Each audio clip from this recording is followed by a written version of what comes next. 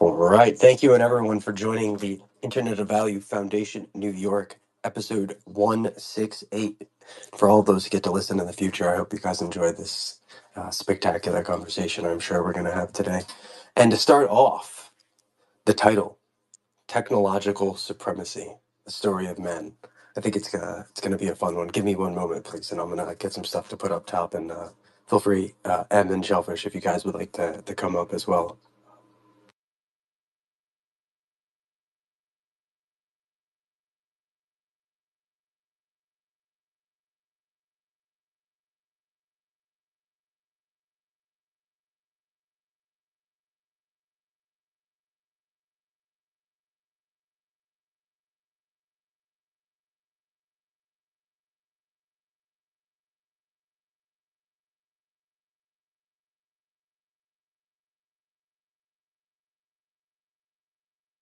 All right, to start off. So I just grabbed a post.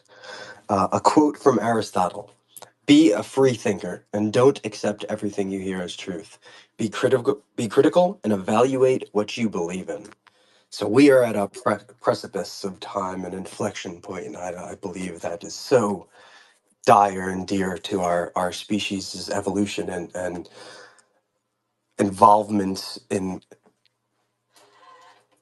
the further technological productions that we'll be able to procure in our short-term 5 to 10 years and long-term 20 to 50 years horizon, from down to the dawn of fire, to the introduction to candles, and so on and so forth, to electricity and steam energy, and all of these different types of technological industrial products and maneuvers of mechanical operations in this atomic relational field that we call our reality, these vectors in space of interactions of energetic force which manufacture and accumulate and assimilate all of these different achievements that we have been able to procure. And so today, technological supremacy, the story of where we have been, where we are, and possibly where we are going. But today, of course, be a great day. It by itself, of course, everyone in the XRP Ledger community who's here. We've had a awesome um, show of what's to come from the SEC in the means of a few weeks. And today we've had more of announcements towards what's going to be, for the Ripple case and their ending and resolution. And what that also means to the entire distributed ledger technology space and technological apparatus that it is in the United States, and what that will mean for how fast the red tape being taken off will allow us to propel ourselves to be able to utilize these technologies that we speak about in an everyday setting already.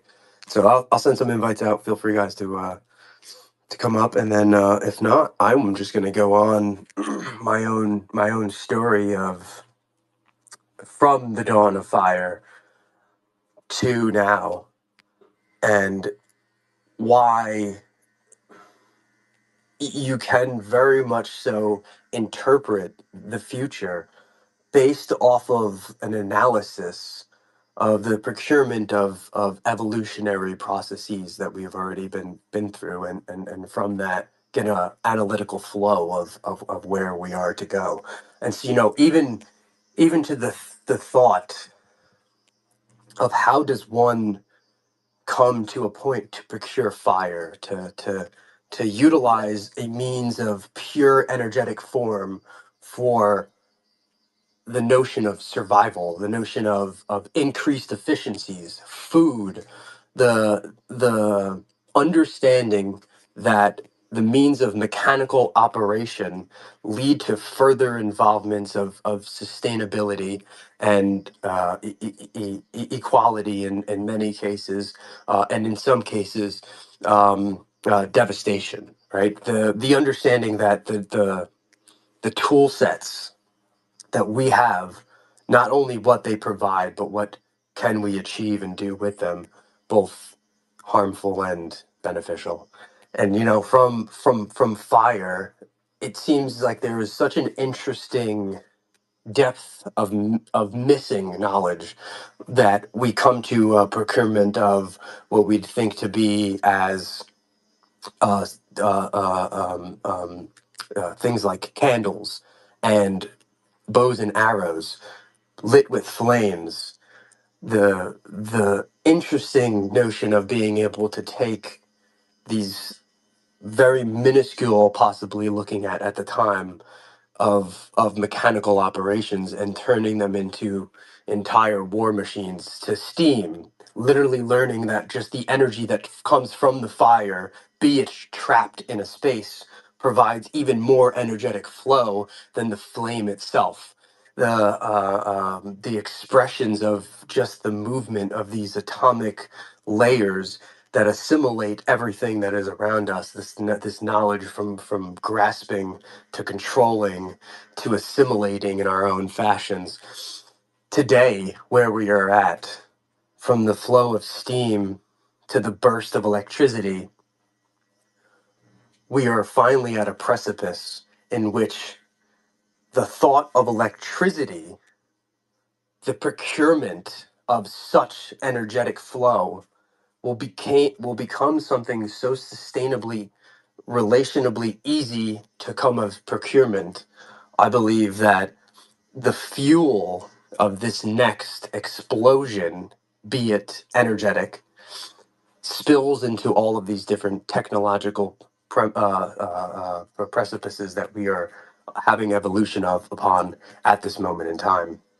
Blockchain, distributed ledger technology, without the cost of high electricity and manufacturing of hardware, will also bring down the the fear of possibly operators. And you think of these large server farms that exist today, the increase of the ability to have these relationable databases that can play huge roles in the ability to have this energetic flow in the form of data, be able to essentially be anywhere and everywhere, all in one in our atmospheric pressurized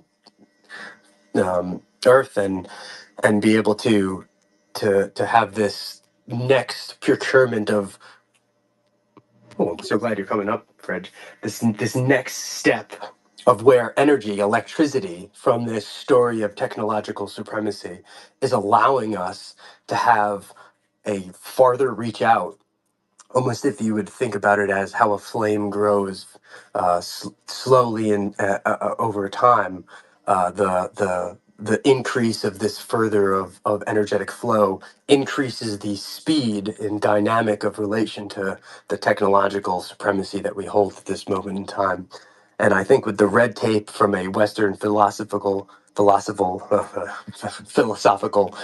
perspective being ripped off, the flow of the stopgap is about to break, and the inflection point that we are at is going to be parabolic. And so I've spoken a lot so far. Vet, you're up here, and so is Fridge. You're up here too, man. I haven't had a chance to speak to you in the last couple weeks. So if either of you guys would like to jump in, I'll take a moment to drink some water. I would say big GM to is the fridge. Actually, I haven't talked to him probably in weeks or months. Like not in person on stage. Uh, Certainly the comments. Hope you're doing well, man. Mic check. Hello, hello. Hello, hello. Oh, you sound like in 4K or 8K. Really good. Oh, nice, nice, nice. Well, welcome up. What up? What up? I for the longest time, I've always felt like because I've worked in government facilities uh, a, a majority of my working career, and everything is inefficient. There are pointless positions everywhere. There's pointless jobs everywhere, and I've for the longest time I felt like maybe we've hit a cap, and the only way to further ourselves is to make what we have efficient. And it's just wild. And it was wild when Doge was announced, and I was like, "This is stupid." But the whole idea of taking what we have and making it efficient is it's the only path we have at the moment. Uh, as far as technological supremacy, sure we have it as as the human race on this planet. Sure we have that, and we have a whole record of our uh, our written record, as far as we can tell. What we've advanced from. But like I was saying, I feel like we've had very little advancement since my inception, since I've been born. Most of the same things are here. There have been improvements, but mostly uh, just a lack of efficiency. And I just wanted to make that point, really. And I love it because that's why this inflection point is actually so important, so dynamic in that nature of there has only been for the last 50 years or so an increase, like you had said, with the modernized concepts being very parameter set. And with the red tape, the ability to rip off this, if you will, localized compaction of steam that has just been building from patent point of views or technological prowess of just understanding these relationable vector spaces.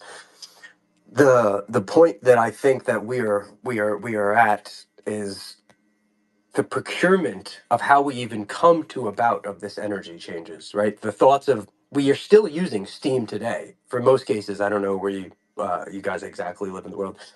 That would be interesting actually vet too. I think like Germany, right? Like for the most part, Germany uses coal to power most of their energy today. The procurement of electricity is literally still coming from the burning of mechanical operation, in which is extremely inefficient.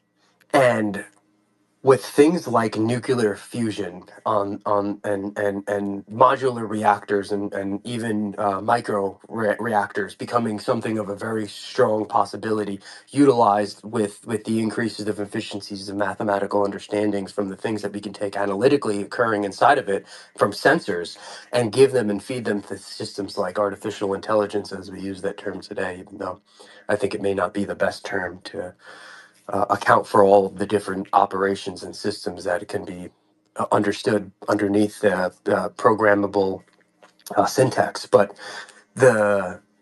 the complexity that comes from that dynamic, right, allows us to be this parabolic inflection point, to lift off from what would be the compaction of all of the fuels inside of the jet engine that has just been for building up over, as would it be, decades for us, as far as we have historically written. Even possibly, you could look at it from a multi-century standpoint. Electricity only being at least historically invented in the 1700s. It's only been a few hundred years. It's actually interesting from that standpoint, depending on how you think that technological innovation should occur. Now, one thing though, you said earlier, technological supremacy. I did mention beforehand, talking about our species as technological supremacy, but today the title more refers to us in the United States and Western culture, for the most part, but mostly the United States, as I think we are truly about to enter what would be considered to be the technological supremacy dawn of the world. And today, you could even look at it from many aspects in China are way more technologically advanced. If you look at the way that they're doing cars over there, I mean, it is actually mind blowing in some of the mechanical operations they have going on over there already and efficiencies. And even in Russia, there are many different things. But if you were to ask many people from nationally from around the world, they do think, typically you hear China, right, from a technological standpoint, the most advanced place in the world. Japan, also very much so mentioned, and some other places like Sweden. But I think soon, in the next decade or so, the only place that will come to people's mind when they think about technological supremacy, the prowess of the innovation of change and growth, I think the United States is going to be on that forefront, and this is why this is our moment to be able to be a leader again, from a uh, a globalist standpoint, and to really drive the inflection point upwards and onwards. Thoughts? Yeah, how do you envision that to translate to money?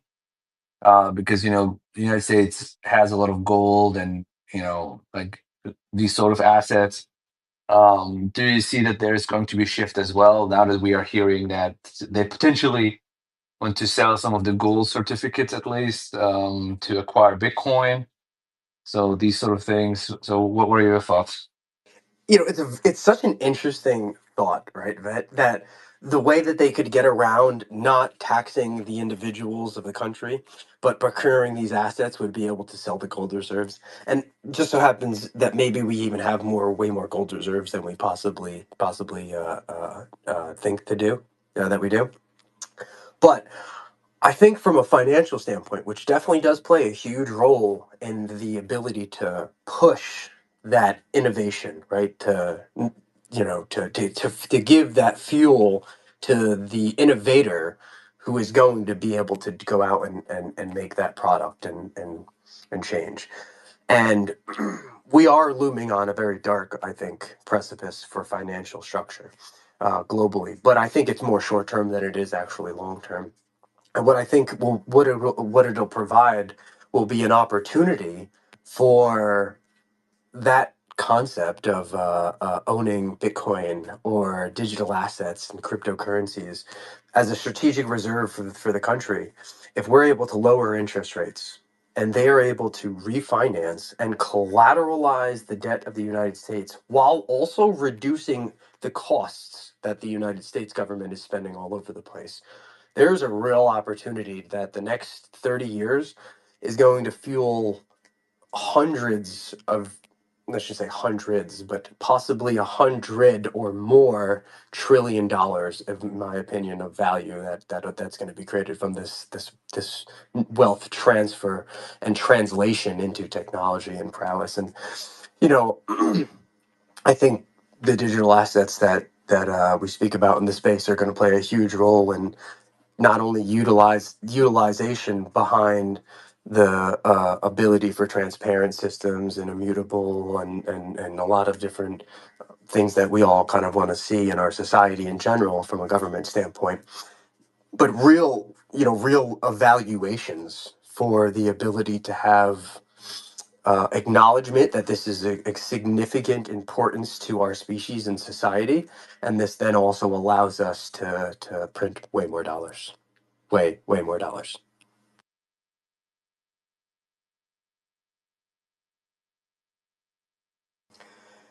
Another way to put it is debt. Really, if you look at just debt, another way to call debt is just a perceived observational view of what should be the expected value at a later point in time and date. And the way that we have it today, of course, this is very, and for the last maybe administrations or so, it has been a little bit that the United States has, you know, um, not really been handling its pocketbook the best.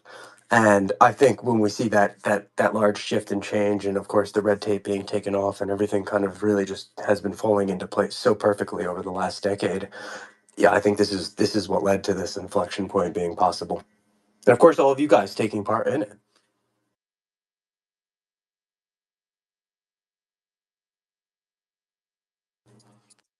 I have a question. So, with the cost of everything um, potentially going down in the future with a lot of this technology, um, does it make it really relevant? Like financially choosing the lead? Like, does finance or financial compensation really hold its true value?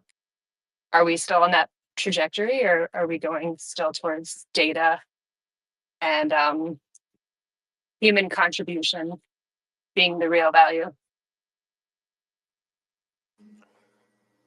Well, I think that's more towards the end of the automated stage, when robotics and automation is essentially doing every single mundane task and operationally, physically. But I also think that both could exist, right? Nothing says that we have to live in a society that doesn't have a monetary incentive behind it. And I will use one example if you've ever seen Star Wars, right? A galactic society, right? But there was many different types of money and means of exchanging values that were, monetized. So I think it's always possible for sure. And um, relationally, it, it it makes sense that there's some sort of unit for account of exchange for you and me perceiving value to be exchanged between each other, whether that's bartering or not, right? But there's always this possibility that, yeah, maybe long term, maybe like the 50 to 100-year horizon, that we look at it more as a technological prowess of innovation society, and it's more of a accountable society where, do you participate for society or do you participate for oneself, which is still fine, but you just don't get the same maybe fashions in which that you could procure in a society, and where you could maybe grow to from a societal standpoint. But yeah, it's probably more so down the road than the 10 to 15 years, which I'm at least talking to in the space today. Oh, and persistence. I got you up there, but for some reason I kicked you down. It's a possibility he just wanted to listen, though. Ah, you're back up. Welcome up. Ah, he's back down. I heard him for a moment there, though. I just don't think he has any service. We'll see if we can get you back up, persistence. This is also going to be a pretty quick space. Just gonna try and keep it like a 45-minute, hour long space if I could. And to one comment that was made, very recently with Brad on an interview with Fox News, the estimating that I think that many people are doing at this moment is, it's really enjoyable, because it's very much so akin to when most people think something's going to happen, it usually doesn't happen, and it's ironically true majority of the time. You find at least I find the moment that we're in, that everyone's kind of very stagnant. It's very everybody's questionable at this moment. I mean, there are many large players who are making reasonable acknowledgments of money that's going to be coming to the United States to be able to fuel whatever their production line would be, or in business innovation. Yeah, but I think that's what's going to come from what is already the private and public relationship between the government and entities working with the government is it's going to be massive. Just like we had what was that one, the F-46 that was released publicly by Trump a few weeks ago, when he just drops like, oh yeah, Lockheed Martin's had this for quite a while.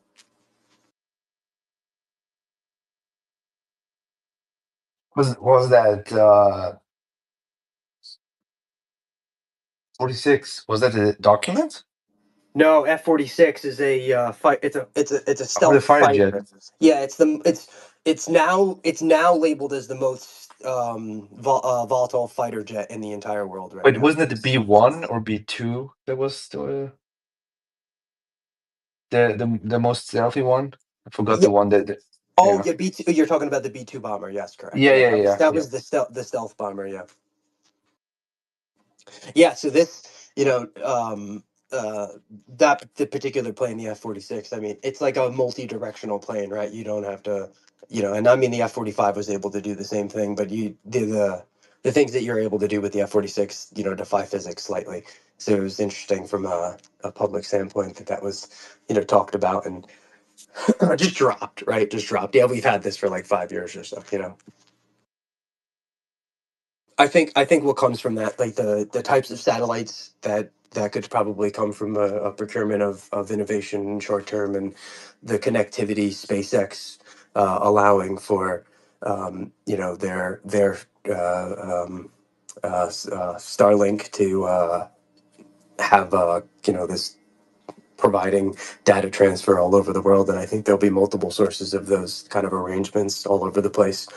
Yeah, it's just everything coming together has led us to this point, and it's been at least a long journey for myself, but it feels like it's at a point where, we could have said, I could have said this many years ago, there is no stopping the inevitable reactionary process in which this evolutionary manifold has taken us. But it feels like there is no stopping the engine at this point in time. You could throw a wrench in it and it would blow right through it.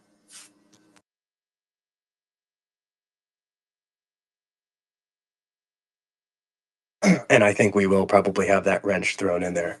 But nonetheless, at least I have no fear. Doesn't look like we could get persistence back up here.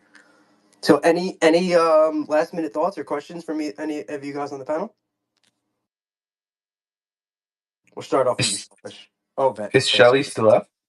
It says she is Oh, for me as well. I am. I am. I'm sorry. I haven't had a lot to say today. I'm speechless for once. For once. Well, usually I come with like my questions like lined up, but we have gotten kind of out of the IOV routine, so I have to get back into it. And yeah, I'm glad you had the space today, Jeff Ranger. Me as well. I am happy time allotted the slot in my day, and I hope to be back, more concurrently again, but possibly Thursday this week, and we'll be starting up as much as I possibly can. But yeah, me too. Vet, what about you? Yeah, to be honest, I'm just very curious to see how that is going to play out with technology and supremacy, how that's going to shift or not, where this is going to fall in the future. Because there's, of course, a lot of people talk, hey, with China and Asia and that places that they are, gaining really momentum. Um, and I think we are seeing the battleground right now as being AI. I think AI is right now really that battleground where everybody is trying to advance further, get better, and do that. And I'm curious to see how this is going to play out. Of course, I hope for the best, and that ultimately this will be used for the benefit of humanity, and not necessarily will find use in military, as we know from the past. But yeah, we will see. Yeah, we got that trickle down effect going on right now. Fridge. Speaking of which, do you think there will be disclosures on like people utilizing the BCIs already, like everyday civilians? I don't know what I am afraid of, to be honest, in the future is like, think of this. Only people who have maybe a certain status or wealth can afford the best AI, while everybody else can maybe not. Then you have like a two-class or multi-class society where, the upper class has always access to the best AI, the most advanced neural network and all of this, and the people less fortunate, right? They get the old versions, and I mean, it already feels like that. Imagine you have like if you have paid ChatGPT or Grok or whatever, and the non I mean Grok is now open for it, but you get what I'm saying. Like the paid version versus the non-paid version, and where Yeah, the paid definitely, versions, yeah, definitely. and the paid versions are so much better than the non-paid. It's like it's Well, the no reason I brought this comparison. up is because I found like a bunch of interviews from Bobo back in 2013 that were talking about how people on Wall Street would be utilizing this stuff uh, within to be able to be better traders, not just having it like on their computer laptop, but actually being able to, get this stuff kind of like the Neuralink stuff, but inside them, right? Like, and be able to manipulate, their AI or talk with their AI, like you and I are talking right now with it within our head, within our hand, and just being able to kind of merge and have these trades and everything facilitated much quicker, kind of like the military would do with like the drones, but like Wall Street traders being able to do that, and I think that's fascinating. And like, if that was 2013, that was 12 years ago. Like, that's mind blowing. Like, where are we at with that? Yeah, and this is becoming now not only more advanced but also more accessible to people.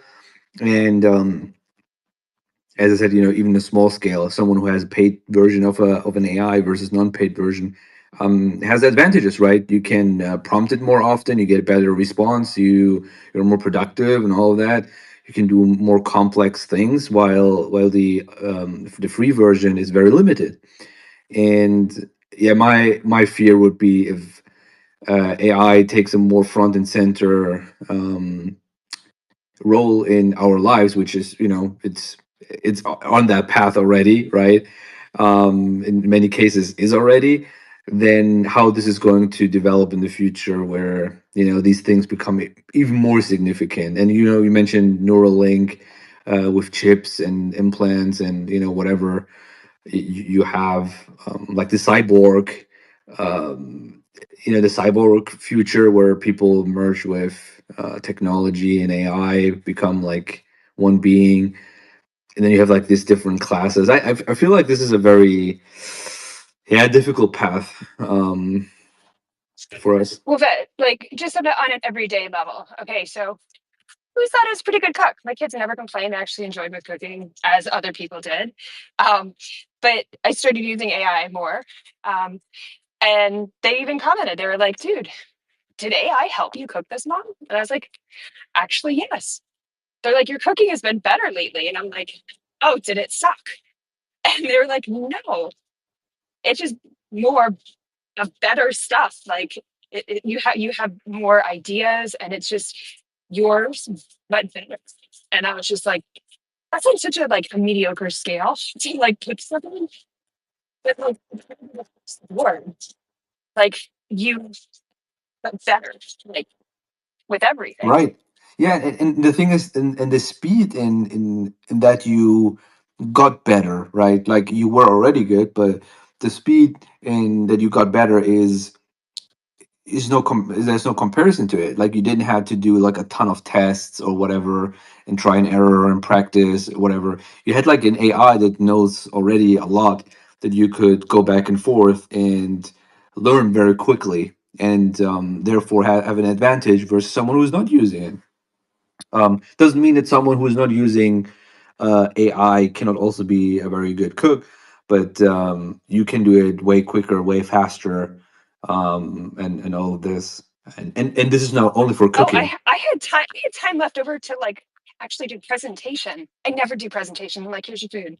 Enjoy. It, Like I made it with love. you're more Now I was productive. like, "Ooh, look at how pretty it is." Yeah, I actually had time to make it pretty. Yeah, there you go.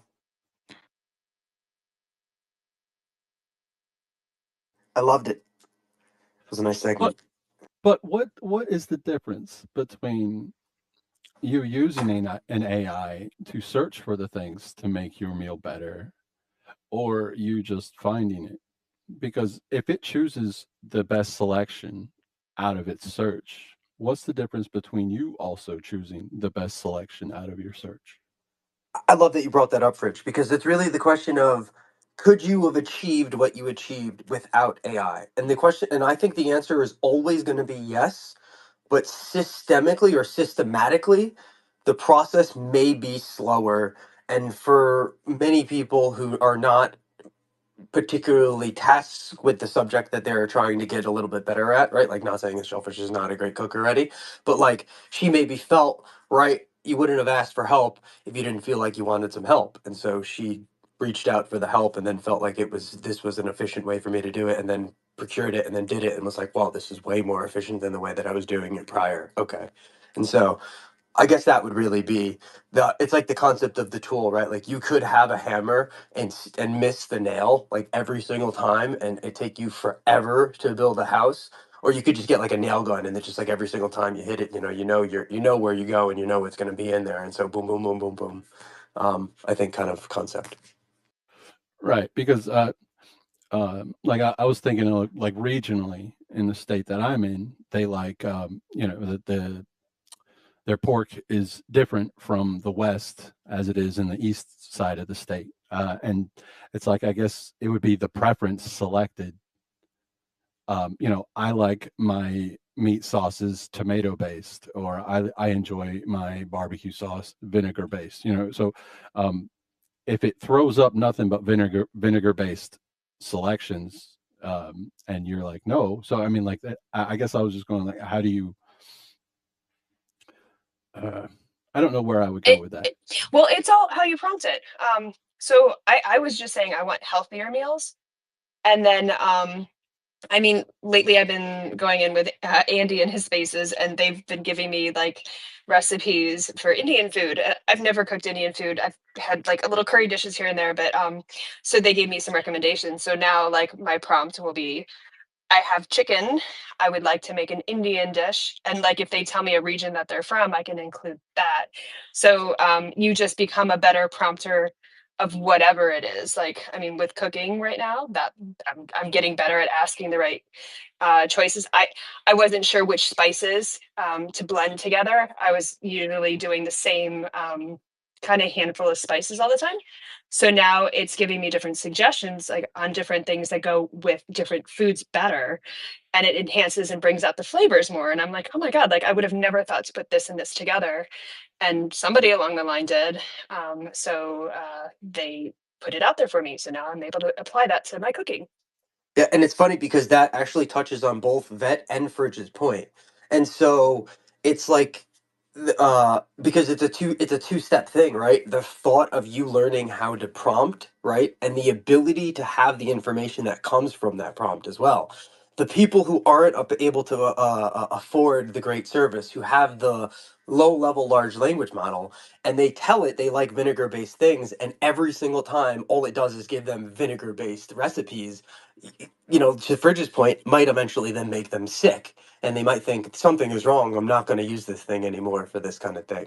And so I think there's that duality behind it, because it's a two-step process in which you mentioned that you've worked on the prompting part of it, which has led you to the ability to have the efficiencies of the tool. Back to like the hammer and nail thing, right? Like if you have the hammer and you just keep missing the nail, it's not really doing you much justice to, you know, having it You know, regardless. it's so ironic that we're going down this path because I literally asked about an hour ago GPT. I'm like, how is it do I get access to like the $20,000 level GPTs that, you know, the industries are using? How come, you know, I can't afford that? You have a paywall. Like, I'm good enough. Why can't I have access? Like, you know, maybe you should have a sliding scale. So the fact that we're having this conversation right now on the different levels of models that are accessible to people, but maybe it's already like built in, right? Is it baked into the algorithms that it could tell, like once you've achieved a certain prompting skill set, that it actually unlocks it for you? That should be baked in. If it's not, it should be, because not everybody can afford a $20,000 a month subscription for How GPT. would you teach someone how to prompt to get better in that? What would be your advice, Shelley? Couldn't you just ask it though, Vet? Oh, damn. That's But the other piece that I think that's important is also, I think there's a watermark where I think the conversation has shifted to the socioeconomic classes and the types of AIs that each of those classes might have access to, et cetera. But I think what you're also missing is the fact that the watermark of each of those socioeconomic classes, whether they have a high-end AI or a low-end AI, there's decision fatigue that each of those classes experiences every single day. And that decision fatigue, just from your example, Shelley, from like cooking became like it wasn't a burden. The thought and time that you took to cook didn't leave a lot of room for presentation. The fact that you had to make fewer decisions when it came to, I mean, you could still, you said you had some autonomy to add this or add a pitch of that or whatever just to make it taste better, but it actually freed up time to make the cooking all the more enjoyable and leave room for presentation. So there's a decision fatigue component that all of these classes can actually benefit from, that is almost an intangible, right? It's like an unquantifiable benefit.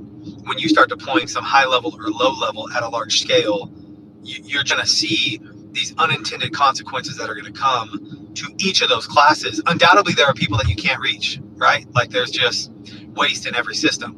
But for the most part, there's a lot of intangibles that we aren't even seeing the effects of because AI isn't deployed at large scale yet, at least for the masses.